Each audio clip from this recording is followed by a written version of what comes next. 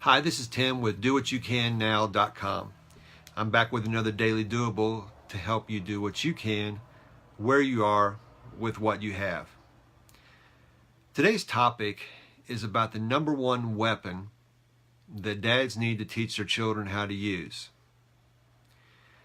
I remember back to my childhood, I think I was 10 years old. That was the age that mom and dad determined that I could have my BB gun. And my brother, he was a few years younger, so he had to wait till he was 10 years old, and he got his BB gun as well. The weapon I'm talking about is not a BB gun. In fact, the weapon I'm talking about is something that I believe a child needs to touch before they're even old enough to hold it. And then once they're old enough to hold it, the real training begins. There are so many weapons that our dads can teach us how to use. But I believe if we fail to teach our children how to use this one specific weapon, we've really missed the mark. And we have not equipped our children for adulthood. This weapon that I have in mind is what Scripture calls the sword of the Spirit.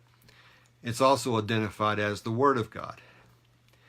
And when we become proficient with this particular weapon, there are so many positive things that it can do for us. As an example, there are so many things that we can think about, so many bad things that we can think about. This weapon, the sword of the Spirit, will help us to think about things that are true, things that are honest, things that are sincere. It'll help us to discern what is true and honest and sincere. And if we're thinking about those types of things, then we will be thinking in ways that serve us well. And we'll be helping our children to do the same. So to sum up today's Daily Doable, dads, we need to make sure we're training our children how to use this sword of the Spirit or the Word of God. Along those lines, I've created a journal.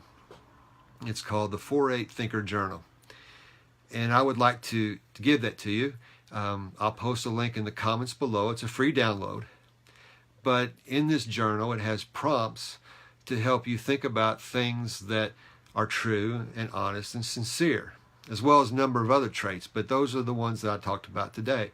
But there are a number of things that this journal helps to equip a person to think about. It goes hand in hand with a manual, if you will, for using the weapon, the sword of the Spirit. That's all for today. I hope you found this helpful. If you have, post some comments below. I'd love to hear your reaction.